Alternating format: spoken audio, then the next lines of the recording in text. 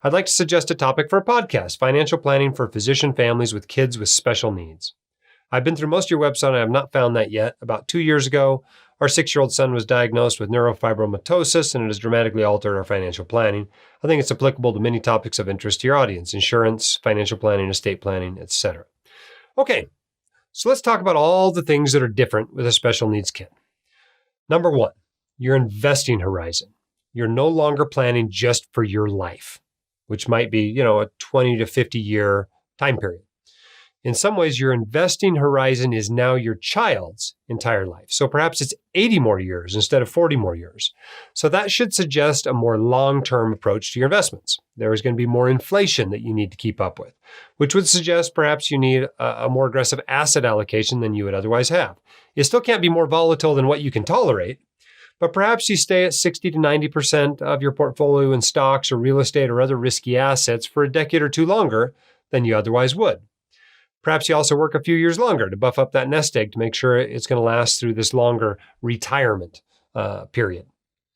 Okay, number two, government resources. You're going to need to learn about all the programs and accounts that you may never need for yourself, but you will need to navigate for your child in order to have that child maximally benefit from these options. This includes Medicaid, Medicare, Social Security, disability. For example, you may not know this, you can get Medicare under age 65 if you're disabled, but there's some unique rules. For example, here's one of them. You can keep your Medicare coverage for as long as you're medically disabled. If you return to work, you don't actually have to pay your Part A premium for the first 8.5 years. But after that, you do have to pay the Part A premium. I can't explain why it's 8.5 years. That's just the way the rule is. But all these ins and outs of government programs, they can be incredibly complex. And if you're going to help your special needs child, you got to learn how they work. And so I would definitely get in on that stuff. Here's another example. If you can't afford that premium, a lot of states actually offer what they call the Medicare Savings Program or a Qualified Medical Beneficiary Program. That basically is a state program that helps pay Medicare Part A premiums. So state program pays the premiums for a federal program. Pays Part A premiums, Part B premiums, and other cost sharing like deductibles and co-insurance and co-payments for those with limited income and resources. So you really got to understand about those special government programs. And unfortunately, because of those and their eligibility requirements, you may also have to do some special financial planning in order to make sure that your child qualifies for them. If you just leave your assets to your child, you die with a $2 million nest egg and leave that to your child, they may not be eligible for all the government resources that they would be eligible for otherwise. It's a little bit like FAFSA planning for college financial aid. Not something that most doctors have to do because their kids don't qualify for financial aid anyway. But some families do that. They basically try to hide assets from the FAFSA or put it in assets that the FAFSA doesn't ask about or care about or rank as highly. And that way their kid qualifies for more loans and maybe even some grants and scholarships. It's a little bit like Medicaid planning for your parents' nursing home, right? The idea is to qualify to get Medicaid to pay for the nursing home by taking the assets from some place where they're not exempt and put them someplace where they are exempt from the Medicaid calculation as to how much your parents have. Same process, except now you're doing it for your disabled child. So what you're probably going to end up with if you go to do that and you go see an attorney in your state that specializes in this is you're probably going to end up with a special needs trust. And this is all governed by state law, so it's really hard to get into specifics because every state's a little bit different. But in general, a special needs trust is a legal arrangement and a fiduciary relationship that allows a physical or mentally disabled or chronically ill person to receive income without reducing their eligibility for public assistance disability benefits from Social Security or Medicare or Medicaid or supplemental security income or whatever. So because it's a fiduciary relationship, right? It's a trust. There's a trustee with a fiduciary duty. Then that person has to manage those assets for the disabled person. So it basically covers the person's financial needs that aren't covered by public assistance payments. That's the idea behind it. So the idea is to have money that you can use for anything that the public programs don't pay for. These trusts are generally irrevocable. They're not revocable trusts. So once you put the money in there, it's just like you've given it to your special needs kids. That's good for asset protection purposes, right? Your creditors can't get it out anymore, but you also can't take it out and then spend it on a sailboat for yourself. So your creditors nor winners of a lawsuit can access those funds that are for your beneficiary. So expect that, if you have a significant amount of assets, like most of my listeners do, and you have a special needs child, that if you go in and see an attorney in your state that specializes in this, they're probably going to talk to you about a special needs trust. And that's probably a good thing for you to do. Okay, next decision. Number 3. What health insurance plan to use. Should you be using a high deductible health plan? Should you be using a regular low deductible PPO plan? Well, the truth is disabled kids generally have more healthcare expenses. So if you end up having a disabled kid, it probably isn't going to make sense for you to have a high deductible health plan, even if it allows you to use an HSA. You got to run the numbers, of course. But most of the time, I think you're going to find yourself in a relatively low deductible plan, gold plan, et cetera, instead of the bronze plan and that sort of a thing. As always, with this decision, choose the plan first that makes sense for your family. And if that plan happens to be a high deductible health plan, then of course use the HSA for investing. But don't let the presence of an HSA as an investing account sway the decision for the health insurance account.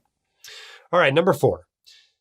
You can get the benefits from an individualized education program. What these are, they basically come from the fact that there is state law that says the state has to educate your kid. And if your kid has special needs, they have to provide special ed until they're 22 or until they receive a regular high school diploma. So as part of that special ed, your child may qualify for all kinds of therapy paid for by the school district that your health insurance wouldn't pay for and government programs aren't going to pay for. So that might include physical therapy, occupational therapy, psychological therapy. Make sure you look into it and understand the details of that program. Okay, geographic arbitrage, number 5, right? Just like you can move to a state that has a lower cost of living and a lower tax burden, and that might not be a bad idea if you need to save more for a special needs child. That's not what I'm talking about. I'm talking about moving to a state where the benefits for disabled people are better. They're better in some states than in others. And so that's an opportunity for you to move and get, a better education or more benefits for your child, or to have them in a better place in the event that something happens to you where they're eligible for more programs. All right, number 6, insurance. As a general rule, your nest egg plus your term life insurance added together needs to equal your financial independence number. But with a disabled kid, your financial independence number is probably a little bit higher. So you're probably going to need a higher benefit amount in your life insurance, a longer term for that life insurance, or both. You don't necessarily need whole life insurance, though, despite the fact that it's often sold and oversold to parents with disabled kids. Whole life insurance is still not a bad thing to leave in an irrevocable trust, especially if you prefer the guarantee it provides, right? There's a guarantee there. If you die early, if you die young, they're going to get a certain amount that's guaranteed. That's the benefit of it. If you prefer that to likely leaving them more money by using standard investments, you can choose that option. But you can also cover that need with term life insurance. Whole life insurance, like other permanent life insurances, can also provide a little bit of a permission to spend your other assets. So if that's hard for you to spend your other assets because you're worried you got to leave as much as you can behind for your disabled kid, maybe you should buy how much you're planning to leave behind to your disabled kid in whole life insurance and then spend everything else. And then you won't feel guilty spending it. It's a little bit of a psychological crutch, but lots of us need these behavioral crutches in our lives. Disability insurance, of course, is also important. And again, you probably need a little more than usual to make sure you can still fund the now larger necessary nest egg from that disability insurance payout, that benefit in the event that you get disabled. But still, even if you have a special needs kid, disability insurance and term life insurance can still usually meet your insurance needs. All right, let's talk for a minute about ABLE accounts. I've written about ABLE accounts on the blog. It's been a few years. I think my article was from 2018, so a couple of years ago. Since then, these have become even more popular. All right. It used to be a couple of years ago when I wrote this article, only 21 states had ABLE accounts. Now 39 states have ABLE accounts, including my state of Utah. And so it's a great option here. It came about from legislation passed in 2014 by Congress. It was called the Achieving a Better Life Experience Act, ABLE, which basically provides a tax advantage to those saving for the needs of the disabled. So think of an ABLE account as a 529 for disabled kids' living expenses. That's the best way to think about it. There's no age 59 and a half rule. It's got the same $15,000 annual contribution limit. And if you're mentally or physically disabled at a young age, that basically is a way to save in a tax-advantaged way for their living expenses. The money goes in post-tax, but it comes out, as long as it's used for their benefit, comes out tax-free. So like a Roth IRA or a 529 that way. The rules are pretty straightforward. They're not too bad. The beneficiary has to be disabled before age 26. That's one of the rules.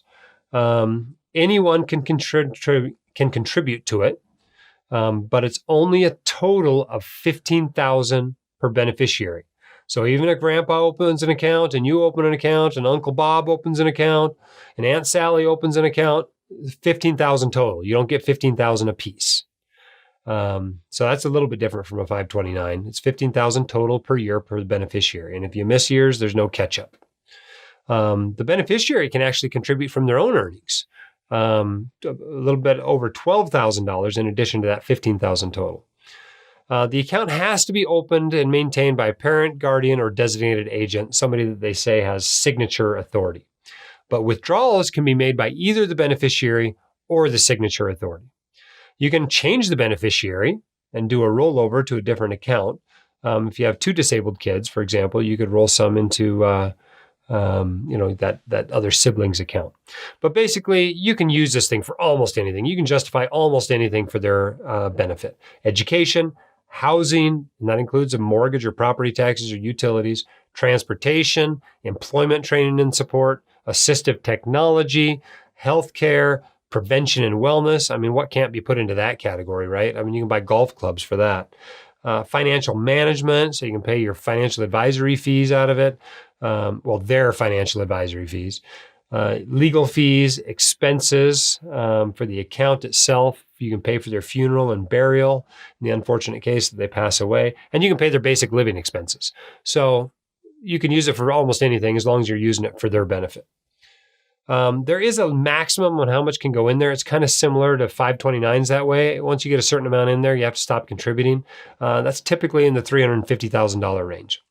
You can also only have one ABLE account at a time. Unlike 529s, right? You can open a 529 in Utah, in California, and New York, but you can't do that with ABLE accounts. One account at a time. Interestingly enough, you kind of want to make sure you spend the money in this account, because if there's anything left in it, that might actually go to the state to reimburse them for what they paid for your disabled child. So you kind of don't want to leave a bunch of money in there when your kid dies. You want to use it up, at the end to pay for any burial expenses or anything like that. So lots of interesting stuff there about it. Lots of places to open one. I'd look at your state first. There are some states that offer a bit of a tax break for it. I know Iowa, Michigan, Nebraska, Ohio, Oregon, and Virginia do. There's probably more states now that do. Fees aren't too bad in these accounts. Usually something like $40 or $50 a year, and maybe an asset-based fee, something like 0.35% a year. So not too bad. You can't get all the benefits from it that you can from a trust, but there's no reason that you can't use both. Keep in mind that 529s can be converted to ABLE accounts. So if your child's not disabled before age 26, you can put money in a 529 for them. And when they're declared disabled, you can then roll that over into the ABLE account. If you want your questions answered by the White Coat Investor, record your question at whitecoatinvestor.com/YQA or click the link in the description.